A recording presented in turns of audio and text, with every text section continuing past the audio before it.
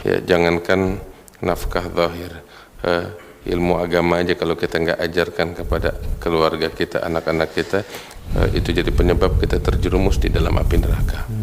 Ya Habibi ya Muhammad. Datangnya dari hamba Allah, namun tidak seperti namanya di sini. Pertanyaannya adalah, bagaimana bila seorang suami yang pandai bersedekah terhadap fakir miskin dan anak yatim atau orang lain, namun istrinya tidak pernah diperhatikan kebutuhannya, bahkan sering sekali sang istri menahan keinginan dan kebutuhannya karena bila ia mengungkapkan, sang suami selalu mengatakan bahwa perusahaan sedang tidak baik, padahal di luar sana ia sering bersedekah dan mentraktir teman-temannya, padahal mereka bisa dikategorikan orang mampu, sedangkan sang istri sering pinjam. Ya Habib, ini bagaimana ya Habib? Ibaratnya seperti orang yang banyak melakukan ibadah sunnah tapi kewajiban sholatnya dia tinggalin.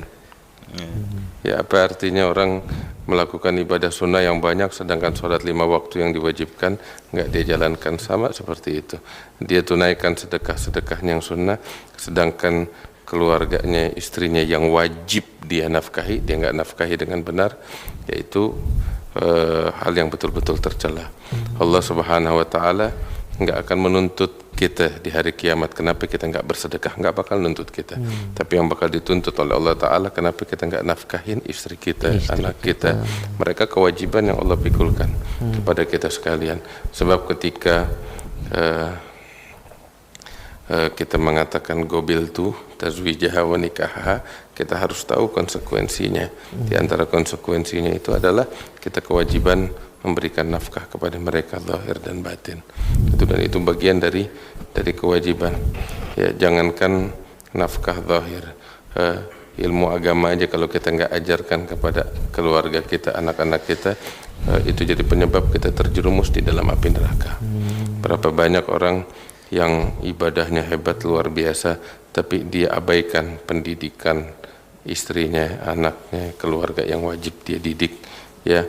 Maka Allah nggak melihat ibadahnya yang hebat itu, tapi ketika dia abaikan kewajibannya, jadi penyebab dia terjerumus di dalam api neraka.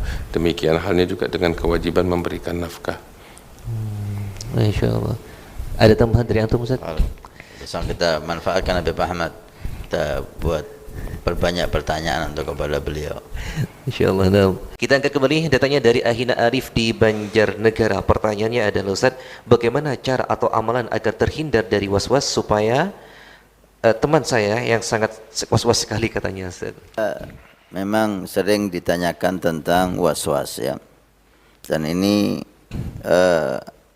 juga sering kita sudah menjelaskan bahwa ada dua sisi was-was itu. Kalau kita bicara was-was berkenaan dengan ibadah, ada macam-macam was-was itu ya.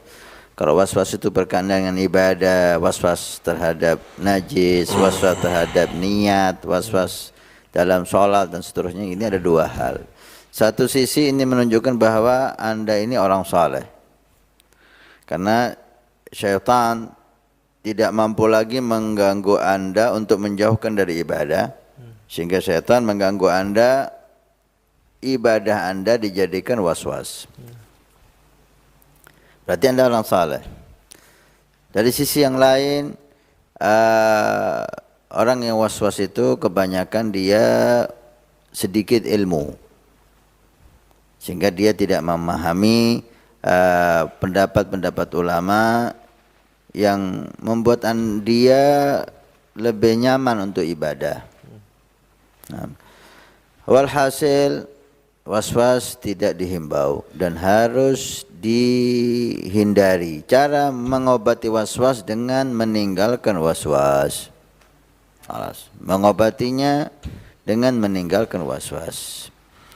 Mungkin salah satu cara yang dianjurkan oleh ulama kita seperti Habib Ahmad bin Hasan Al-Attas, kalau setan itu terlalu mengganggu kita, memenuhi hati kita sehingga kita tidak tahan lagi, kita diimbau untuk menghadap ke langit dan mengatakan dengan khusyuk dan ikhlas kalafat Allah, Allah, Allah, Allah, itu akan hilang was-was dalam hati kita. Ini salah satu cara ya. Mudah-mudahan Allah menyembuhkan semuanya dari was-was.